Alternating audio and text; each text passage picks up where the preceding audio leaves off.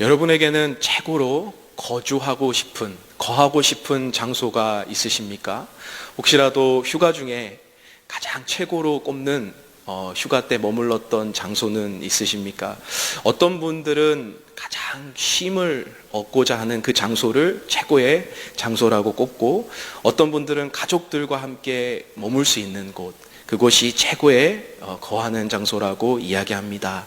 어떤 분들은 아무것도 안 하고 집에만 있는 것이 또 최고의 또 장소라고 이야기하고, 어떤 분은 또 우리 교회에서 이루어지는 순모임이 또 최고의 행복한 거하는 장소라고 이야기를 합니다. 오늘 본문 시편 저자는 본인이 가장 거하고 있는 최고의 장소가 있습니다. 어디죠? 1절에 보면 지존자의 은밀한 것에 거주하고 전능자의 그늘 아래 사는 자여.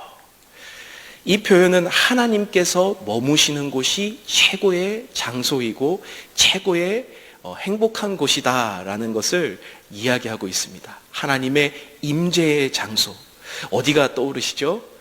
바로 대표적인 것이 바로 성전이죠. 하나님께서 임재의 상징인 이 성전에 하나님께서 모든 곳에 편재하시지만, 모든 곳에 계시지만 특별하게 하나님의 임재하시는 곳, 그곳이 바로 성전입니다. 시인은 지금 하나님의 머무시는 이 성전, 이곳이 최고의 내가 거하는 장소이고 머물고 싶은 곳이라고 이야기를 합니다. 왜 그럴까요? 먼저 시편 91편의 저자의 이 상황을 보면 이 시편 91편은 90편과 비슷한 내용입니다. 그래서 90편은 모세가 쓴 시편으로 알려져 있는데 91편도 여러 가지 정황에서 그렇게 추측합니다, 저자가. 그래서 사건이 시작되면서 90편은 어떤 내용을 담고 있냐면, 시편 90편은 빨리 지나가는 인생 속에서 가장 지혜로운 것은 주님이 대대에 우리의 거처가 되는 것이 가장 지혜로운 거다. 한마디로 하나님, 주님 안에 거하는 것이 빠른 인생길 속에서 그것이 최고의 지혜임을 알려주는 것이 시편 90편입니다. 이 91편은 빨리 지나가는 인생을 넘어 이제 위기를 만난 인생에서 그 어려운 시기를 만날 때 가장 지혜로운 방법은 주님 안에 거하는 것이 지혜라는 것을 알려주고 있습니다. 그래서 시편 91편에서는 어떤 인생의 어려움을 이야기하는지 보면요, 3절에서 보면 새 사냥꾼의 올무와 전염병이라는 표현이 등장합니다. 사냥꾼의 올무는 누군가가 이 새를 잡기 위해서 덫을 놓는 이 장면이잖아요. 그러니까 우리가 삶을 살다가 보면 곳곳에 지뢰밭과 같은 경우가 있어요. 우리는 문제를 피한다고 피하는데 문제만을 계속 만나는 거예요. 갑자기 건강의 문제가 찾아오고, 또한 갑자기 우리의 자녀와 또 부모님과 또 관계의 문제들이 또 찾아옵니다. 또 갑자기 남편이나 우리 가정에서 하는 패밀리 비즈니스에 또 문제가 찾아오고, 또 그것을 벗어나기 위해 힘을 쏟는데 새가 올무에 걸린 것과 같이 빠져나가지 못할 때가 참 많을 때가 있습니다.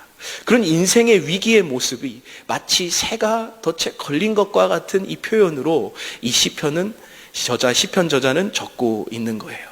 또 5절에 보면요, 밤에 찾아오는 공포와 낮에 날아드는 화살과 같다라고 이야기를 하고 있어요. 이것은 밤과 낮이 계속되는 위기 속에 있는 거예요. 우리의 마음이 쉴 곳이 없는 거죠. 더구나 밤에는 이 어두운 거잖아요. 이 어두운 곳에서는 우리가 예측하거나 우리가 미리 대비할 수 있는 없는 상황을 이야기하는 거예요. 오늘 새벽에 새벽 예배를 나오면서 밤에 갑자기 튀어나온 사슴을 한번 친 적이 있습니다. 그럴 때 제가 느끼는 밤에 찾아오는 공포는 뭐예요? 운전하면서 사슴이 튀어나올 것 같은 공포가 있습니다. 오늘 새벽 3시에 10마리의 사슴을 보았습니다. 아주 큰 공포에 사로잡혀인 저의 모습에 교회까지 오는데 참 두려운 마음에 운전했습니다. 여러분, 그게 밤에 어디로 나타날지 모르는 그 두려움이 저에게는 있었던 거죠. 여러분, 낮에도 화살이 날려오는 그러한 같은 두려움, 화살이 어디서 날라올지 모르죠. 그래서 화살을 쏘면 어디서 날라올지 모르는 그 두려움 가운데 있는 그 위기를 이야기하고 있는 거예요. 우리의 두려움은 어쩌면 두려움을 만나는 것보다, 그 두려움 자체보다는 두려움이 올 것이라는 두려움이 더 클 때가 많습니다. 이 시편 저자는 이야기하는 게 그거예요. 밤에 찾아오는 공포, 화살이 날아올 것만 같은 그 공포, 그 두려움을 느끼는데 사람 중에서 그것에서 자유로운 사람이 없다는 거죠. 95% 이상은 두려움은 아직 우리가 마주하지 않는 두려움에서 찾아온다고 이야기하는데 우리의 삶과 상황이 통제가 되지 않는 거예요. 예측이 되지 않는 거예요. 그렇기 때문에 우리의 삶은 너무나 두렵습니다. 한국에서는 심지어 기독교인들조차도 사주를 보거나 무당에 가서 점을 친다는 사람들이 있어요. 그리고 많은 사람들이 보험에 들고 많은 사람들이 우리의 가운데서 많은 것을 계획하고 예측하고 우리를 보호하려고 하는 많은 호신용 장비들을 가지고 살아갈 때가 많습니다. 그런데도 우리의 마음은 안전하지가 않아요. 시편의 저자처럼. 그것은 우리가 예기치 못한 상황들을 늘 마주한다는 거예요. 그러한 상황에 반영된 모습을 시편 기자는 이야기하고 있어요. 또 6절에 보면 어두울 때 퍼지는 전염병, 밝을 때 찾아오는 재앙. 여러분, 이러한 위기의 상황은 참 우리에게 빠져나갈 곳이 없다라는 것을 알려주죠. 우리가 모두 다 경험했듯이 팬데믹이라는 상황을 경험했습니다. 코로나 시기를 자유하게 활발하게 생활했던 사람이 누가 있었습니까? 모두가 마스크를 끼고 우리가 격리를 하면서 그렇게 보냈죠. 근데 그 시기를 경험하면서 우리가 알고 있는 사실은 누구에게도 그것에 자유한 사람이 없었다는 거예요. 모두에게 두려움과 염려의 마음을 가지고 살아갔다라는 거죠. 그 인생의 위기를 오늘 시편 기자는 어떻게 이길 수 있는가라고 얘기했을 때는 지존자의 은밀한 곳, 전능자의 그늘 아래 거하는 곳이야말로 우리의 인생에 피할 길이 있다라는 것을 이야기하고 있습니다. 아까 말씀드렸던 대로 새해 사량의 올무, 밤에 찾아오는 공포, 낮에 날아오는 화살, 또 전염병과 재앙과 같은 곳은 우리를 숨 쉴 수 없을 정도로 올가매요. 도망갈 수 있는 곳도 없고 우리가 숨을 곳도 없어요. 그런데 시편 기자는요, 우리에게 피할 수 있는 유일한 피난처가 있으니 그것은 바로 주의 그늘 아래 있다라고 이야기를 하고 있습니다. 한마디로 말해서 주의 성전에 하나님의 임재가 머무는 곳에 우리의 피할 길이 있다라고 이야기하고 있습니다. 그곳을 피해 주께로 나온 여러분에게 하나님께서 피할 곳을 예배해 주실 줄로 믿습니다. 주의 그늘에 피한 자에게 주시는 하나님의 약속은 무엇일까? 2절에 보면 하나님은 우리에게 피난처가 되어주시고 요새가 되어주신다고 이야기하고 있어요. 피난처는요, 위기의 순간에 잠시 우리가 피할 수 있는 장소를 마련해 주는 거예요. 여러분, 이것은 우리에게 피난처는 우리의 삶 가운데 위기와 고난이 아예 없어진다는 것을 의미하지 않습니다. 위기와 고난은 여기 있는데 우리가 참 버티고 힘들게 그곳을 머물 수가 없는 상황까지 이르렀을 때 하나님께서 잠시 우리에게 쉼을 허락하시는 거예요. 하나님께 우리에게 재충전하고 재정비하고 다시금 우리가 세상에 마주할 수 있는 힘을 공급해 줄 수 있는 곳이 바로 피난처라는 것이죠. 그래서 더 나아가서 하나님은 요새가 되어주신다고 말씀하고 있어요. 요새는 어떤 것을 요새라고 말하죠? 나를 재정비하고 나를 준비시킬 뿐만이 아니라 나를 공격하는 것을 막아낼 수 있는 곳이 바로 이 요새입니다. 여리고 성이 바로 그 땅의 요새와 같던 곳이라고 얘기하고 예루살렘 성이 바로 요새였습니다. 그러니까 난공불락이라고 이야기하고 침범해도 잘 그곳을 함락시킬 수 없는 방어의 가장 큰 진지와 같은 곳이에요.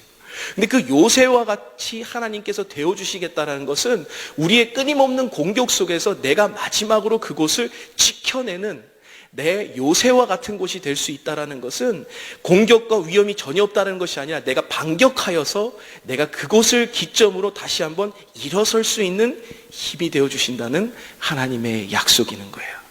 하나님께서 이렇게 피하는 자에게 이러한 은혜를 주십니다. 나의 요새가 되어주시고 피난처가 되어주시는 거예요. 정신없는 고난과 아픔으로 잠시 주춤하셨다면 하나님께서 피난처가 되어주시고 다시 한번 내가 그 요새를 기점으로 하나님께서 일어설 수 있는 힘이 되어주신다는 것을 여러분 믿으시기를 축복합니다. 2절에서는 또한 하나님께서 의뢰하는 하나님이 되어주신다고 이야기해요. 의뢰라는 말이 좀 어려운데 의지하고 신뢰할 수 있는 하나님이 되어주신다는 거예요. 영어 성경으로는 이것을 trust라고 적고 있어요. trust. 하나님이 내가 의지하고 소망이 되어주시는 대상임을 하나님께서 알려주고 있어요. 우리가 살아가면서 참 소망이 어디에 있습니까? 우리는 영원하지 않는 것에 참 소망을 두고 살아갈 때가 많은데 하나님, 우리가 내가 믿고 따를 수 있는 이 세상에 없는 그 유일한 참 소망이 되어주시는 하나님이 되신다는 것을 우리에게 알려주고 있어요. 내 앞에 목적이 없고 내 앞에 비전이 없고 내 앞에 내 마음을 둘 소망이 없다라는 것은 우리의 삶에 살아갈 수 있는 힘이 없다라는 거예요. 내 힘의 원천이 없고 내가 살아가는 목표가 없다라는 거예요. 근데 하나님이 우리를 의뢰할 수 있는 하나님이 되어주신다라는 것은 내가 의지하고 내가 소망을 두고 내가 신뢰를 하고 나아가도 하나님은 그것을 붙잡아 주시는 하나님이시라는 것을 우리에게 알려주신다는 거죠. 작년에 여성 컨퍼런스를 하면서 주제가 Living Hope이었습니다. 그때 주제곡이 주 예수 나의 산 소망이라는 곡이었어요. 근데 이 찬양의 가사를 보면 깊은 절망의 수렁 가운데 주님께 닿을 수 없었던 우리라는 표현을 써요. 깊은 수렁과 절망 가운데 있었던 우리에게 하나님께서 어떻게 하시냐면 어둠을 뚫고 주님의 사랑이 찾아오셨다라는 표현을 써요. 그리고 절망과 저주와 사망을 하나님의 그 능력으로 끊었다고 이야기해요. 그러니까 저주와 우리의 어둠의 사슬을 끊으시고 생명의 선순환을 일으켜내시는 하나님의 산 소망이 되어주신다는 거죠. 우리는 깊은 절망과 어둠 가운데 있고 그것을 벗어날 수 있는 힘이 없어요. 차라리 하나님을 바라볼 수 있는 눈도 시선도 없다라는 거예요. 그때에 하나님께서 어둠을 뚫고 하나님의 사랑이 우리에게 찾아오시어 하나님을 신뢰하고 의뢰할 수 있도록 우리에게 찾아오시는 그 하나님이라는 고백이었습니다.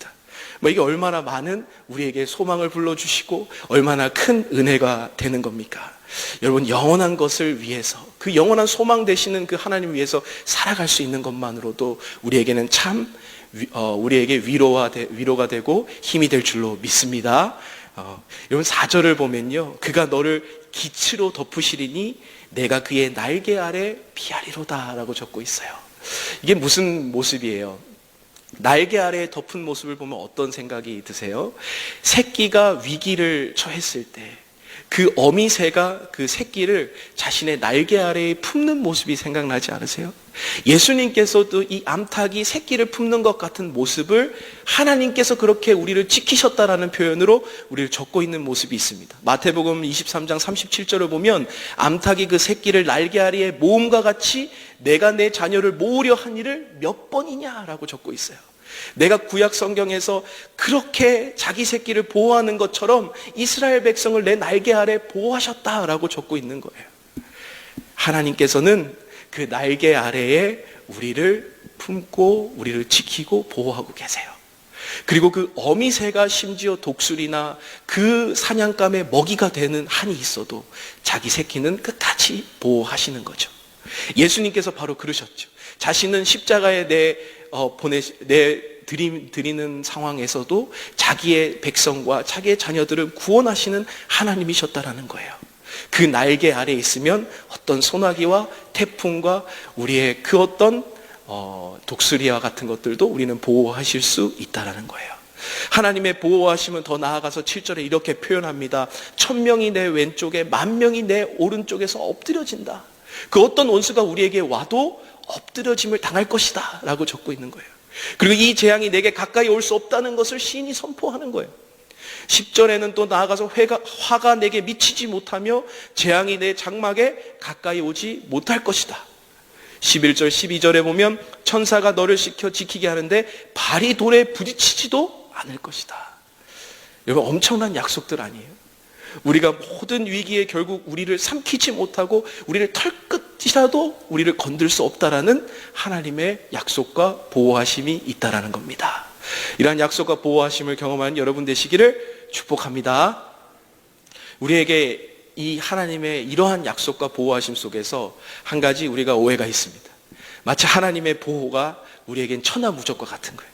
그래서 독사에 손을 넣어도 물리지 않고 사자를 발을 밟아도 사자가 우리를 공격하지 않는, 여러분 오늘 뱀에게 여러분 손을 내미시면 안 됩니다.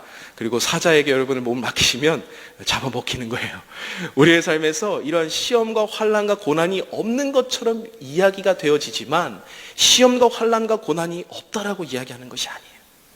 우리의 삶에 있어서 원수가 엎드려지는 것, 마치 그것은 우리의 삶 가운데에 있어서 하나님의 약속과 하나님의 뜻하신 그 보호하심 속에서 이루어진다라는 것이지, 하나님께서 전혀 우리에게 시험과 환난이 없다라는 이야기를 하고 계시는 것이 아니라는 거죠.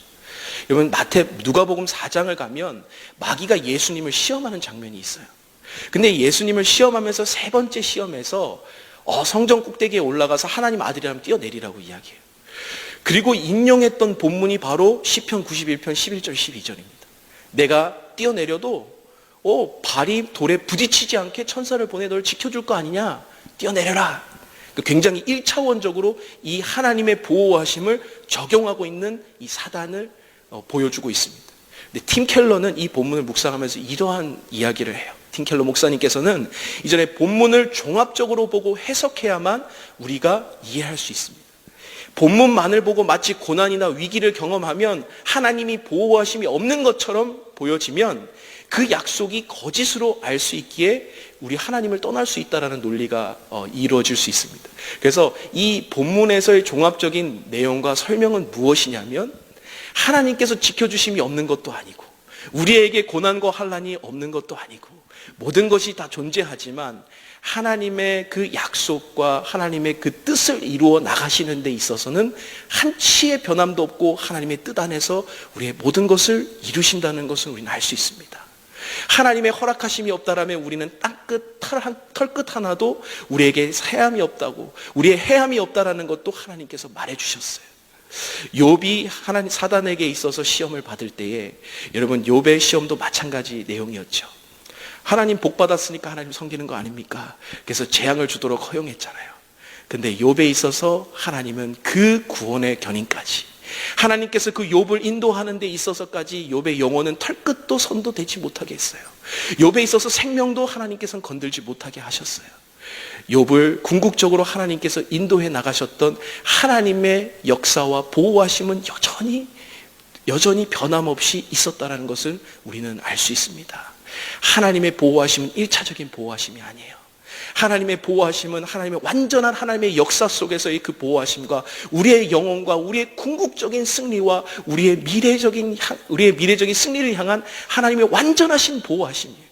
그렇게 오늘 내가 고난이 있다 없다로 하나님의 보호하심이 있다 없다로 판단될 수 있는 것은 아닙니다. 때로는 우리의 고난과 환난 속에서 하나님을 더 깊은 정금과 같이 나아가서 만나는 그런 하나님의 역사와 은혜가 있다는 것을 여러분 믿으시기를 소망합니다. 마가복음 16장 17절 18절에는 이렇게 이야기해요. 믿는 자들에겐 이런 표적이 따릅니다. 곧 그들이 내 이름으로 귀신을 쫓아내며 새 방언을 말하며 뱀을 집어 올리며 무슨 독을 마실지라도 해를 받지 아니하며 병든 사람에게 손을 얹은 즉 나으리라 하십니다. 여러분 이러한 특별한 기적은 언제 나타납니까?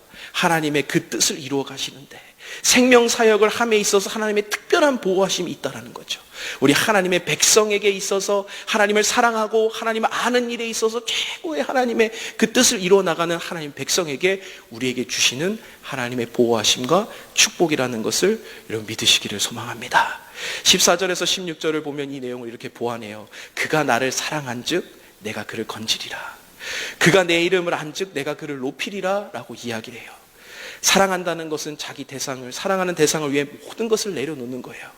그 사랑하는 대상을 위해 무엇이든지 한다라는 것을 사랑하는 것이라고 이야기하죠. 그리고 내 이름을 안다라는 것, 하나님을 안다라는 것은 무엇이에요?